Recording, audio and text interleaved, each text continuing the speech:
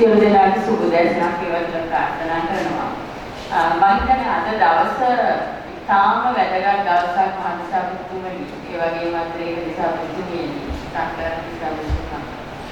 ඇතුළු ඔබ ආදරණීය මාධ්‍යවේදී පිරිස. මම හිතන්නේ අපේ රටක වටිනාම දේවල් ගැන මිනිස්සු කතා කරනවා. ඒ කතා වෙනකොට ළමයි කියන කොටස ගැන අපි හරි සංවේදී. මම හිතන්නේ මහදිසාපතිතුමාගේ කතාව අහගෙන ඉඳී මට තේරුනේ ඔබතුමා ළමා ආරක්ෂාවේ විශේෂඥයෙක් කියලා. මට ඒක කියන්න හේතු කාරණා ගොඩක් තියෙනවා. එහෙම නැත්නම් මම මේ කතාව කියන්නේ ළමා ආරක්ෂාව කියනකොට ඒකත් කලින් ළමයා කියනකොට හරිම සංවේදී කෙනෙක් විදිහට ඇති හැම දෙයකම දකිනවා. ඒකට ඔබතුමා බොහොම පැහැදිලිව බොහොම ඍජුව කියනවා ළමයා කියන කෙනා රකින්නට යම්කිසි කිරිසක් අවශ්‍යයි. එතකොට ඒ ළමයා රකින්න කෙනා ජාතික ළමා ආරක්ෂක අධිකාරිය විතරක්ම නෙවෙයි. මම හිතන්නේ ඔබ ඒක හොඳටම දන්නවා. ඒ නිසායි ඔබ අද මෙතන ඉන්නේ. මම හිතන්නේ මේ වැඩමුළුව මහදිසාපතිතුමනි සංවිධානය වෙන්නේ ඒ පදනම ඇතුළත මම විශ්වාස කරනවා. මොකද අපි රටක ගත්තාම විශේෂ සාකච්ඡා ගොඩක් වෙනවා. රටේ සංවර්ධනය ගැන, ආර්ථිකය ගැන, විශේෂයෙන්ම බෝප්පු හදන එක, පාලම් හදන එක ගැන නේද? භෞතික දේවල් ගොඩනගන එක ගැන වගේම මේ අද දවස් වෙනකොට රටේ කතා කරන්නට අත්‍යවශ්‍ය මාතෘකාවක් වෙනවා ළමයි ගැන. මම ඔබට එක සිද්ධියක් කියලා මේ සාකච්ඡාවට ඉස්සරහට අරගෙන යන්න. මට දැනට මාස දෙකකට විතර කලින් මහදිසාපතිතුමනි එක්තරා ආදරණීය මාධ්‍යවේදී ඔබට අදාළ හින්දාමයි මම මේ කතාව කරන්නේ. එක්තරා ආදරණීය මාධ්‍යවේදී රාත්‍රී 11:00 විතර මට දුරකථන ඇමතුමා දීලා කියනවා ඔබතුමිය නිදිද? මම කොහේ සාමාන්‍ය මහදිසාපතිතුමනි අපි කියනකොට 12:00 වෙනවා කියන කාර්යයක් ඔබතුමාත් එක්ක ඔබත් එන්නයි මම කොහේ මම නිදි නෑ. ඇයි කියන්න ඕන දෙයක්. මට එතුමා පොඩ්ඩක් නිහඬ වෙලා මට කියනවා මම ඔබතුමියට WhatsApp එකට voice cut එකක් දෙවුවා. ඔබතුමිය ඕක අහන්න ඊට පස්සේ මම නැවත කෝල් එකක් ගන්නවා. ඉතින් මම කියලා කරලා මම ඒ voice cut එක අහනවා. ඒක සිද්ධිය වෙනවයි. ඒකේ එක්තරා දෙවසක් තියෙන්නේ විනාඩි 21 අතර 21 විතර. නෑ විනාඩි 21ක් විතර සාකච්ඡා වෙනවා එක්තරා දුවෙකුයි එක්තරා කියන්නේ සම්බන්ධතාවයක් තියෙන දෙන්නේ කියලා කියමු අපි. සම්බන්ධතාවයක් තියෙන දෙන්නේ කතා කරනවා. ඒ දුව ගෙන් අහන ඒ සංවාදය යනකොට කියනවා ඔයා එන්නේ නැද්ද? මෙයාගලා ඉන්න කෙනාට තමයි මේ දුරකථනය තුම ගන්නේ. මේ දුව ඉස්කෝලේ යන දරුවේ 9 වසර. මේ ඔබ ඉන්න දකුණු පළාතේ මේ ඔබ ඉන්න පළාතේ එක්තරා අවුරුදු 14ක දිනුවා. ඒතර මේ යාළුවලා ඉන්න පුද්ගලයා අවුරුදු 34ක පැටියාවක් කරන අවිවාහක මේ 14යි 30 ගන්න. හිතා ගන්න වයසපත්. එතකොට මේක අහන්නේ මේ කතාවෙන් කියන්නේ මොකද්ද? ලොකු ප්‍රශ්නයක් මට ඔයා එන්නේ නැද්ද? මේ පුද්ගලයා කියනවා මට නිවාඩු අරගෙන ඉන්න තව කල් යනවා. ප්‍රශ්නේ කියන්නේ. ප්‍රශ්නේ කියනවා මාර වැඩේ අපි වැඩි හින්දා මෙතන කතා කරන්න නැහැ කියලා මම විශ්වාස කරනවා. මගේ පීරියඩ්ස් නතර වෙලා. අපි වැඩි හිටියෝ විදිහට අපි දන්නවා මෙහෙම කතාවක් කියවුවාම අපි නිකන් ගල් වෙලා යනවා. මේ නිසා අපි ගල් වෙලා යනවා. ඒ නිසා අර පැත්තේ ඉන්න පුද්ගලයා අපි හිතනවා නේද මොන වගේ උත්තරයක් දෙයිද කියලා. මේ මිනිස්සයා කියනවා ඉතින් ඕක ප්‍රශ්නයක්ද? ඉතින් ඕක ප්‍රශ්නයක්. ඉතින් ඕක ප්‍රශ්නයක්. මේක ගැන ඔයාලා අවකාශද කියනවා කිසි කෙනෙකුට කිව්වේ පොදටම ෂුවර්ද? ඔව්. ඊට පස්සේ මේ සිද්ධිය කියලා ඒ කතා කරන අනිත් පැත්තේ ඉන්න පුද්ගලයා බොහොම සැහැල්ලුවෙන් දේවල් ටිකක් කතා කරනවා. ඒක මට කියන්න බෑ ඒ වචන පවා හරි විතර වේදනාවක්. එතකොට මේ තව දේවල් තිබ්බයි සංවාදේ තියලා මේ මාධ්‍යය මම ඊට පස්සේ කෝල් එකක් අරගෙන කියනවා මැඩම් මට එක දෙයක් කරන්න. මම මාධ්‍යය මේ කියන දරුවා මගේ ඥාති කියන මට මේක දැනගන්න බැරි. මට මෙච්චර කල් දැනුනේ. මට මෙච්චර කල් මේ වගේ දෙයක් දැනුනේ නැහැ. ඊට පස්සේ මම එයාට කතා කරනකොට දේශපාලනතුමනි කියනවා මේ දුව එක්තරා පෙරහැර මේ ප්‍රදේශයේ තියෙන එක්තරා විශේෂ පෙරහැරක නැටුම් කණ්ඩායමක ලස්සන ඩාන්ස් කරපු පොඩි දුවක්. එතකොට මේ අවස්ථාවේදී ඔය කියන පුද්ගලයා මේ පෙරහැර බලන්න ඇවිල්ලා හරිම ලස්සන නැටුමක් වාදනා කියලා පොඩි චිට් එකක් කියලා ටෙලිෆෝන් නම්බර් එක කියලා මේ දියණියට දෙනවා. අපි කවුරුත් ආසයිනේ ලස්සනයි කියන ඒවට ඊට පස්සේ හරි හොඳයි කියන ඒවට නේද? ළමයි විශේෂයෙන් මේවට අහු වෙනවා. ඊට පස්සේ මේ දුරකථන ඇමතුම දුර දිග ගිහිල්ලා මේ පුද්ගලයා නිමාඩු අරගෙන ගෙදර ඇවිල්ලා ඔය කියන දියණිය හම්බෙන්න ගෙදරට එන්නේ නැහැ. රෑ 12ට විතර අල්ලපු ගෙදරට එනවා. අම්මල තාත්තලා පුදුමයි. ත්‍රිරෝද රටේ යම් කිසි සිද්ධියක් වෙනවා. මේ සිද්ධියේ ප්‍රතිඵලය තමයි මේ දියණිය යැපෙන්නේ.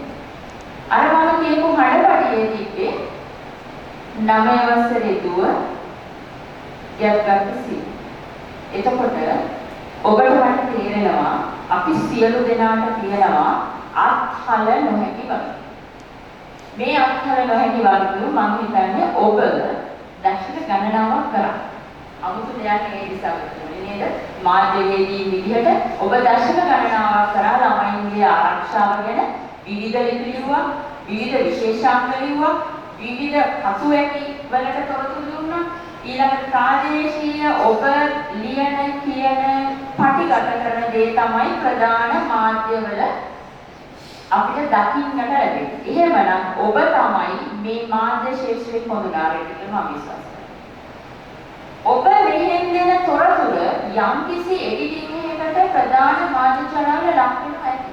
සමහරවිට ඔබ හීනකින්වත් හිතන්නට හෙඩ්ලයින් එකක් මේකට වැටෙනවා කියන එක අපි දන්නවා.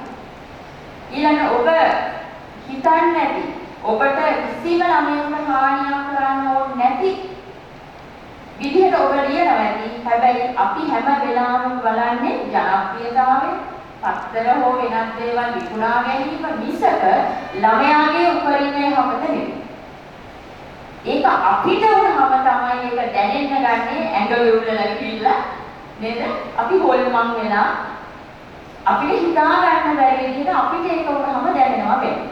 ඒ හින්දා අද දවසේ දිසාවතුමන් විශේෂ ස්තුතියක් කරනවා. මම හිතන්නේ දිස්ත්‍රික්කයේ දිසාවතුමනි මේ විදිහට විනාඩියක් දෙකක්වත් ඉඳගෙන ඉන්න පුළුවන් කියලා මම හිතන්නේ පරිපාලනයේදී.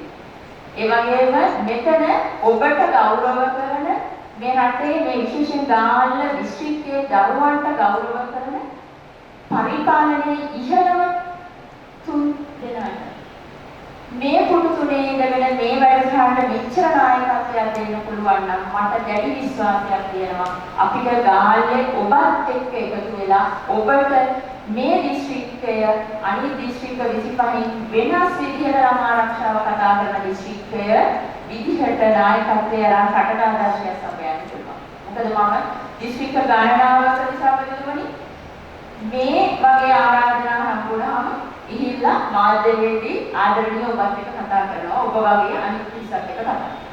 දැන් මම මේ වගේ නායකත්වයක් දැකලා නැහැ. මේ වගේ නායකත්වයක් දැකලා නැහැ. එතකොට ගාල්ලට ඔබ අභිමානයක් මහදිසාපතිතුමනි. මේ අභිමානය ළමා ආරක්ෂාවට නායකත්වය ගැනීම කියන එක පිනක්.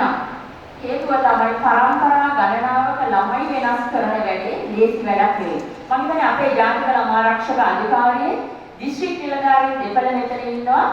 මගේ ඉතාම ආදරණීය අතිදක්ෂ මම බය නැතුව කියන ඕන තැනක අතිදක්ෂ දිස්ත්‍රික් ළමා ආරක්ෂක නිලධාරී වසන්ත තමයි සිනෝබේ වසන්ත රත්නායක ඒ වගේම දිශික් මනෝ සමාජීය නිලධාරී තුමිය අපිත් එක්ක ඉන්නවා. මේ සියලු දෙනා මේ දිස්ත්‍රික්කයේ අතිශය වැදගත් මෙහෙවරක් කරන අය. මෙහෙවරක් කරමින් ඉන්න අය. ඒ හින්දා අපිට සැකයක් නැතුව කියන්නට පුළුවන් මෙතුමියන් දෙදෙනාම ළම ආරක්ෂාවේ විශේෂඥතාවයේ තියෙන දශක දෙකක් විතර කාලයක් මේ විෂයේ පරිණතභාවය පුහුණුව ආදී සියල්ල ලබා ගත්තා. ඊටත් වඩා ළමයිත් එක්ක දඟලමින් පොරබදමින් ළමයින්ගේ ආරක්ෂාව තහවුරු කරන්න කැපවෙච්ච අය. එහෙනම් මම විශේෂයෙන් මහදිසාවතුමන් මෙතන ඉන්න වෙලාවේ අතරේ දිසාවතුමේ සහකාර දිසාවතුමන් ඉන්න වෙලාවේ පොඩි දෙයක් මතක් කරනවා දිසාවතුමනි. අද දවසේ අපි මාධ්‍ය වේදිකාවෙන් මේ කතා කරන්නේ අපිට ඉස්සරහට යෙදෙන විශේෂ කාරණා දෙක තුනක් තියෙනවා මම ඔබතුමන්ට මතක් කරලා ඉන්න මම හිතන්නේ මගේ විදිහම වෙනවා. එකක් තමයි අපි මුළු ලංකාවෙම ළම ආරක්ෂාව තහවුරු කරන්න පාසල් පද්ධතියත් එක්ක සමීප වැඩසටහන් දෙකක් කරනවා. එකක් තමයි පාසල් ළම ආරක්ෂක කමිටු වැඩසටහන. මේකෙන් අපි බලාපොරොත්තු වෙන්නේ පාසලේ දෙමව්පියන් ළමයින් සහ ගුරුවරු එකතු කරගෙන ළම ආරක්ෂාවේ කිසි ගැටලු තියෙන තැන් කියනකොට ඒවා සාකච්ඡා කරමින් විසඳන්න කරන උත්සාහයක්. මේකදී ජාතික ළම ආරක්ෂක අධිකාරිය මේ කටයුත්තට අධ්‍යාපන අමාත්‍යාංශයත් එක්ක එක්වන්නේ වැඩ කටයුතු කරන්නේ.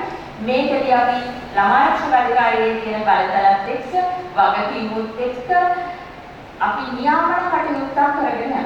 මම හිතන්නේ අපේ ගාල්ල දිස්ත්‍රික්කයේ මේ පාසල් ළම ආරක්ෂක කමිටු වැඩසටහන අපේ ද්විතීයික පාසල් වල තමයි ඒවා සති 21 තියෙන්නේ නේද? එතකොට ද්විතීයික පාසල් වල තියෙන මේ වැඩ කටයුත්ත අපිට මුළු ගාල්ලේ හැම පාසලකම පාසල් ළම ආරක්ෂක කමිටුවක් හදන්නට පුළුවන් නම් මම හිතන්නේ මම ඉතාම විශ්වාසයෙන් කියනවා ජාතික ළම ආරක්ෂක අධිකාරිය නිලධාරීන් දෙදෙනා ප්‍රමුඛ ප්‍රාදේශීය ළම ආරක්ෂක නිලධාරීන් මේ කටයුත්තට ඉතා ඉහළින් දායකත්වයේ සපයයි. ඒ හින්දා අපි උත්සාහ කරමු.